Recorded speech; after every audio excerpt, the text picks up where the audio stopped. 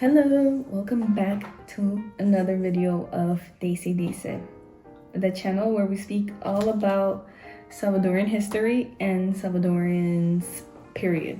So you are either gonna hear a story about something in El Salvador or about a Salvadorian, but all things Salvi 503. Welcome back to my channel. I'm Daisy, and what up? If you're new to the channel, Will is here with me. Will is my boyfriend. You ready for this story? Let's do it. Let's hear it. So, today's story is about La Siguanaba. Have you ever heard of La Siguanaba? No. Growing up, I have always heard about La Siguanaba. I've always, heard stories from my aunties, my grandma, but I had never actually dug into it. So when I was reading all of this, I was like, what? Like, I didn't know what I know now. If you see me looking down, it's because I have all my research down here, and it's also going to be listed down below. So I always encourage you to research more, read more about anything I speak about. Do you have any idea of, I know you've peeked into some of the things I wrote, but do you have any idea of what do you think this might be? No, I have no idea. I saw like a couple things you wrote, but I'm guessing some sort of like... There's a drawing here too. There's a drawing, I don't know. Like maybe like a shapeshifter, thing like that, I don't know. Okay, first let me tell you the origin story of La Siguanaba. This is a mythological creature. It's a story about, I don't even know what to call it. In El Salvador, it's kind of similar to like Bigfoot or, like Bigfoot or other things like that. Like, is it real? Is it not? But there's so many people that claim to seen it, and there's like stories for decades that you're kind of like, well. Story of La Siguanaba is back in the day. The original name of La Siguanaba was Siwawet. There's a few Nahuatl words in here, so I might mispronounce. So Siwawet is the Nahuatl word for beautiful woman. So this goes back to when pre-colonization of El Salvador, and even some mystical things in it, right? So it has a little bit of history, but also has like, you'll see like a god's name, and he's in the story, Okay. Because in the Mayan and the Aztec culture, there's a lot of relationship with gods and a lot of like metaphors, but also, I don't know, I wasn't there to witness the relationship between the rain god and the other person. So this is like pre-colonization. So back in the day, there was a woman named Siwawet. Siwawet means beautiful woman in Nahuatl. She was said to be like, jaw-dropping beautiful and also very sensual. She was a total baddie. While you walks in, total like beautiful, and also like the energy is there. Yeah, she had like aura. Yeah. Oh, okay, so there's like 3 origin stories that I found, but let's go with the first one. So Siwawet, and I'm gonna mispronounce this, but I'm gonna write it there. The god of rain, Tlaloc. Siwawet and Tlaloc started dating, right? They were madly in love, and they had a child. But Siwawet, she was a player. She knew she was beautiful, and she started cheating on Tlaloc, the god of rain. Oh, when this happened, the god of rain asked... I feel like my mouth is like fucking giving up. No, you're good. The rain of god Tlaloc asked Teotl.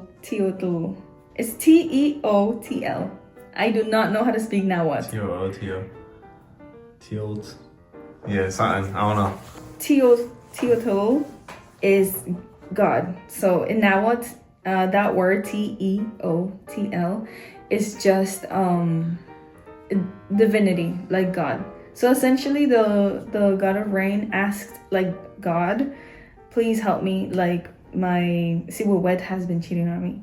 So then God cursed Siwawet into La Siguanaba. So you hear Siguet, Siguanaba. You hear and Siguanaba in Nahuatl means the ugly one, like hideous woman. So that was origin story number 1. The other story, origin story number 2, was that Tlatoc, again, Tlatoc stays like in the stories. So the god of rain found out that Siwawet wasn't taking care of his grandson. Origin story number 1, god of rain and Siwawet were dating and they had a kid, right? Or I guess I didn't mention that, but they were dating, and then she cheated on him. Origin number 2, they didn't date. Siwawet actually dated Tlatoc's son. And then that son and Siwawet had a son. And then Siwawet wasn't taking care of her son. Because, again, she was a player, she was having fun. So then Tlatoc came and cursed her for being a bad mother and a bad partner. And so she became La Siguanaba. Got you. Okay. Now, origin story number 3, and also my favorite story. I made a whole chart because the family tree is crazy. This origin story says that Siwawet was married to a prince, Jason, which blows my mind because Jason sounds so much more like Jason, and there's so many Salvadorians named Jason. So I'm like, people, this is the thing that excites me about stories like this. Like our day, like our modern life right now, literally reflects so much to like the history and pre-colonization. Jason was a prince. And Siwawet, even though she was beautiful, she contacted a witch and said, I really want to marry that prince. Like, help me, like, just seduce him or, like, do a potion on him. So, turns out they get together and they're married. But Siwawet entertains Lucero de la Mañana. This Lucero de la Mañana is Tlatoc's son. Okay. And Lucero de la Mañana translates to Lucifer Morning Star. So we all know who that is. Okay, so that's Tlatoc is Lucifer's father. And this is, again, don't come for me. I know the Bible says something else. Like this has nothing to do with like modern day thinking or even like facts. This is just the story. So then Siwawet gets with Lucifer, Morning Star, Lucero, and they have a son named Sibitio. But remember, Jason was a prince. So Siwawet was like, Lucero, you should take over the throne. So let's plot on Jason and let's, you take over the throne. So they plot on Jason to take a poison. Essentially, they want Jason to die so then Lucero can take over as prince and then they can be happy. It was the day of the festivals and Jason takes the poison. But instead of dying, he turns into this huge monster with like 2 heads. It was like a big 2-headed snake. And he kills like the pueblo, the people. Like eventually the guards do end up killing the monster with the 2 heads. So then Jason's father was pissed because his son just got betrayed and killed and turned into a monster. So then Jason goes to Tlatoc and asks him, hey, can you please avenge my son? So basically, Jason talks to Tlatoc, who is Lucifer's father. And then Tlatoc was already pissed that Lucifer, got with Siwawet because that was like an insult to the gods. So then Tlatoc was like, say no more. Like, we both hate Siwawet. Like, this whole started because of her. Because of her, yeah. So then, again, Tlatoc curses Siwawet into La Siguanaba. and curses her son. So essentially like his grandson to the El Cipitillo. So El Cipitillo is cursed to be young forever and his feet are backwards. Which, it just gives me like the shivers because like I grew up hearing these stories, right? So like imagine like you're following a path, but you're going like the way he walks, right? If you're trying to catch up to him, like you're going the opposite way, which I guess is like you don't want to see him, but whatever. Side note too, so I grew up in El Salvador, and I vividly remember like watching like a morning show about El Cipitillo. Kind of like it was like humans. It wasn't like a cartoon, but it was like El Cipitillo was the main character, and they had adventures and stuff. So it's kind of like, it is creepy, but it's also really like embedded in the culture that either you embrace it or it scares you, or a little bit of both, like myself. Right.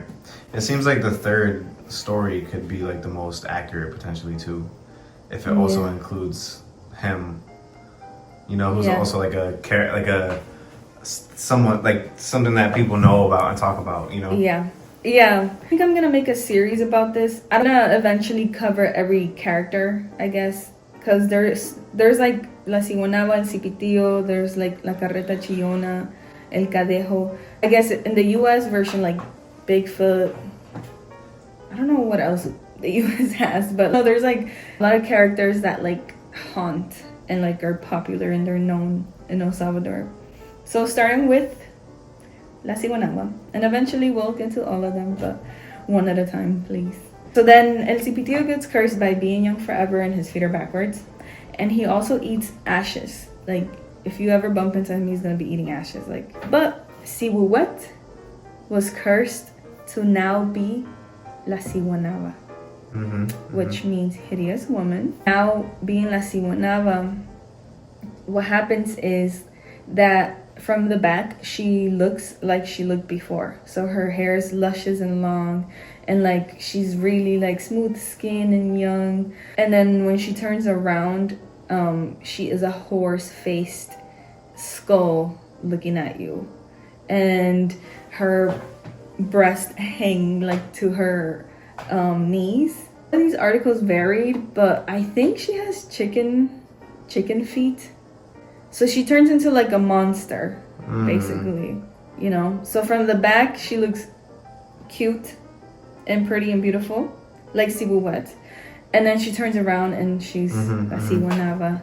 How did people like know? Like, what was her name before? Sibuwet. Sibuwet. Did she just like people saw the changes happened in her community in her pueblo? Or like she disappeared and this other person started appearing? Like how did this happen? That's a good question. The origin story kind of goes cold after that. She gets cursed. We don't know what happened next. So fast forward now to the modern day. What happens is a lot of men have encountered her in the countryside of El Salvador. She targets men, especially mujeriegos.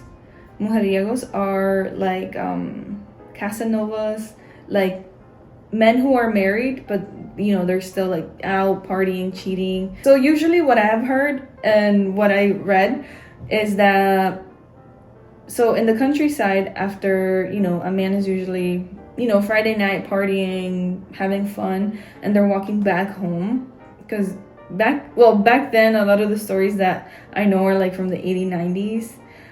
They're walking back home and they encounter La Siguanaba. Especially if you're a man, and especially if you're married. I think, like, if you're a man, period. Because one of the stories here, he was like 16 and a man encountered La Siguanaba. What did she do? Did she kill him? So imagine you're drunkenly walking home and it's 1 a.m. and it's your community. You know, it's the countryside of El Salvador, and it's your community. You pass these trees, bushes every day. And this river, she's usually hanging out around a body of water. So you're walking, and then you see this beautiful woman, see-through clothing, and I don't want to generalize, but if you're a little lit and if you're a man and you're like, oh shit, there's nobody here, a lot of men do get lured into it, either because they're like attracted to her. I feel like she has like you ever heard like mermaids have like this, like they drawn, yeah, they lure you in and stuff. Yeah, she like lures men in. So the first thing is like not to be lured in. What I picked up is like it's a spell and a mix of like the man cheating, like, oh yeah, horse face, huge deformed breast, and she would beat them on rocks. Like she just started going wild, and then like she has like chicken feet and like all of that. Wow. So imagine being a little lit and it's 1 a.m. You're like, what the fuck am I seeing? And she's supernatural, so I don't know if she could like walk real fast or something. She's just a monster. What men can do when they encounter La Siguanaba is 5 things that I pulled up. Buy a cross or a medal. So a cross, usually if you have a cross hanging, or a medal. Or I also read like un machete, like if you have your machete, like bite that metal. Pray to God. Number 2, pray to God. 3, pull her hair. So like get her close to you and then pull her hair. Number 4, pull the leaf of a tree near you while she's coming at you, because then like she will feel like you're pulling her hair as well. Or 5, shout 3 times, no te vas a ir, María Pata de Gallina, which translates to, you're not going anywhere, crabgrass Mary. Whoa, interesting. Yeah. What are your thoughts so far? I don't know. It's a lot. I don't know. Just would never want to run into her when we visit El Salvador. Yeah, me neither. Because even though it says she like targeted men, like anyone can see her. So I would not want to see her. What is interesting about this is that she is known in many countries and cities. She's known in El Salvador and Guatemala as La Siguanaba. She's known in Mexico as maybe La Llorona, ?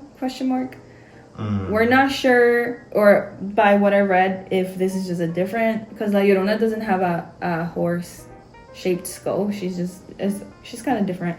So I don't know. But within Mexico, the state Puebla, she's known as Andalón. In Guerrero, she's known as Chaneca. In Oaxaca, she's known as Matlacigua or Bandolera. And then in Honduras, she's known as La Sucia or Sigua, which La Sucia translates to the dirty one. In Costa Rica, she's known as La Segua. So in Honduras, she's known as La Sigua. Costa Rica, Segua. In Nicaragua, she's known as Siguanaba. So not Siguanaba, Siguanaba. I just think these like variations are really interesting. Nicaragua, Siguanaba or Segua, or Seguanagua. So there's like a 1 word difference, but it's different. And in Panama, she's known as Empollerada Woman, which I'm not sure what that means. But so I'm wondering, like, are there different origin stories based off these different locations too? Yes, they're all very similar about the third one I shared. They're all very similar with, she always cheats. She's always the bad wife, the bad mother that cheats. So therefore she's cursed, which I find that very interesting. If you think about it more closely, or I guess as I was reading that, I was like, wait, okay, so you're growing up in the countryside, which the country can be a little bit more conservative. So you're growing up in the countryside, you're like, 17-year-old girl, you're hearing these stories about, oh, La Siguanaba, like she cheated on her man, she got cursed. She had multiple boyfriends, because La Siguanaba was promiscuous. That's how she like is known, like why she got cursed. Like, oh, she was promiscuous, Now she's like a hideous woman. She was a bad mother. You know, she went on dates instead of like being with her kid. Now she is known to be ugly forever. It sounds like a story that like a man probably like made up. Yes. You know? And on the flip side, men, if you cheat, if you walk out like at night after partying, if you're not a family man, you might see la Siguanaba, you're gonna get cursed. Interesting. Because so what happens when men see her is they get hypnotized, like they enter this trance, like they become kind of dumb either for life or for the like 3 days, or like, you know, you don't know for how long. And when I say dumb, I mean like a trance, like you know when like someone's staring into an abyss and you're like, hello, like is anyone home, like that. So either they get hypnotized or they die out of fear. Their souls get lost. I find it interesting that a lot of like these like Central American, I feel like myths or stories are all like, I like how they have origin stories. You know, there's always like so much more to them versus like a Bigfoot here in America is just Bigfoot. Like, what's interesting about this is when I spoke to my grandmother about La Siguanaba, I asked literally like a few days ago when I was reading this, like, hey, have you ever heard? 'Cause my grandmother grew up in the countryside. Like she did her laundry in the river, in the rocks, right? She has stories for days with the countryside. So I asked her, do you know about La Siguanaba? And she's like, yeah, your great grandfather fought her with his machete. Her grandfather fought her with the machete. Then her dad and her uncle also saw her. And I think they didn't fight her. I think my uncle my grandpa saw her, and I think he was like in a trance for a few days and then he snapped out of it. I'm gonna get my grandmother on here to, not on this video, but the next one or one of the next ones, to tell like these stories in more detail. so you believe it? I want to say I believe it just because I would never camp out in the El Salvador's countryside. I will never walk at 1 a.m. by the water.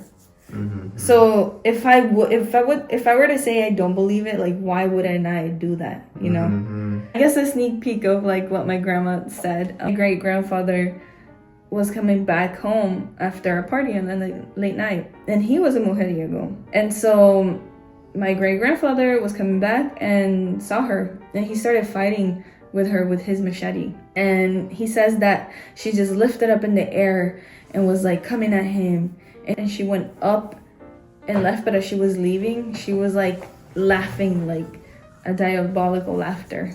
Wow. He says that like his thighs felt like so heavy, like he couldn't walk, like he was just like so scared. Are you gonna show photos in the are you gonna have them pop up on the? No, I'm not edit? actually. No, So people gotta go Google if they want to see what she look like. Please Google or use the links below, because I will not upload these photos in my computer. Because they're pretty, just imagine like a horse-faced lady. What I did want to say is El Salvador is very, very Catholic. And so is a lot of Central America and Mexico. I'm torn with this. When you ask, do you believe? I believe there is lots of curses, but they're not as like the curses that we think, right? So what I'm saying is I'm torn between this being real, like there's a scary, you know, like monster in the countryside, which I don't want to find out. Or on the flip side, Salvador got colonized. So is that a living, like, you know how there's like family curses or like trauma that like it gets passed down generations? Is La Siguanaba like the product of generational curses from pre-colonization up to now? As well as I would not be surprised if La Siguanaba was like a thing that the Catholic Church made up for people to be more family oriented, and for women to be submissive, and for men to not, you know, like cheat or something. And I want to read a thing from this article. The article's name is Beware La Siguanaba, Latin America's Murderous Horse-Headed Beauty. It's by April White, and it's linked below, so go check it out. And quote, she carries a name that suggests indigenous origins, though no one agrees its exact roots. Perhaps it evolved from the Nahuatl term Siguanaba. You hear it? I love moments like this. This is my anthropology heart. Or concubine. Or the Quiche word Siguan. You hear it again? Siguanaba, Siguan. Or ravine. But La Siguanaba's heavy-handed moral lesson about chastity feels distinctly European. An effort to instruct the indigenous people on Christian strictures about sex and marriage. Siguanaba, after all, is a threat only to those who are tempted to sin. And was my great-grandfather maybe drunk, cheating on his wife at 1 a.m.? Yeah. Maybe he felt stressed and guilty. They were living in poverty. Who isn't gonna see a monster? Yeah.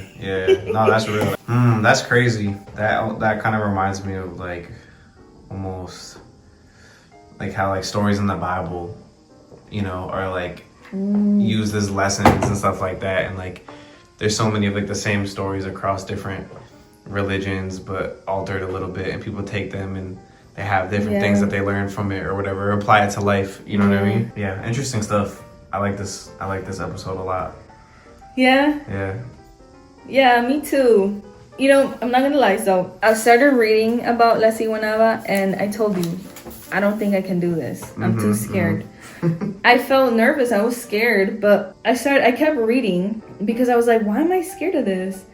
And then I love when I find like history in the things that scare me, I guess. Because I'm still not gonna go out and walk through the like countryside of El Salvador. I'm still not gonna do that because I don't want to see anything. But it's so important to like learn about these things because it makes me think of like our roots almost. You know, like Nahuatl.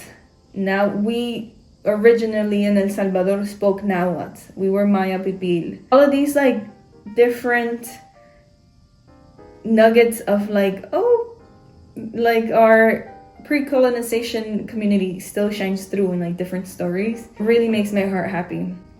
So that's to say, like, I wasn't gonna read it because I was scared, but also fuck colonization because I think that's why I'm scared. I was scared.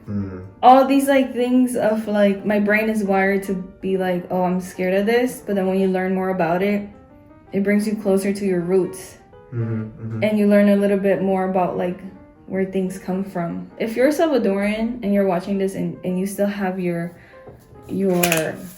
grandparents alive or one, ask them about it. And they probably know one person. Maybe themselves didn't. I've never met someone that have seen them themselves. All my family, they know of a story. So it's almost like I can't look away. La Siguanaba is like my auntie. But I don't want to fucking see you. Okay, so stay away. If you want to read an encounter of someone who did see La Siguanaba, read La Siguanaba by C. Adan Cabrera. He writes about his uncle's encounter. And this is the story that I started with, and I think that's why I got creeped out because he's a really great writer. It's gonna give you chills. Thank you so much for watching this video. If you made it till the end, thank you so much. That means the world to me. And please like, subscribe, comment down below if you have an idea of something that you want to hear about. I will read about it and then tell you about it. Have a good night.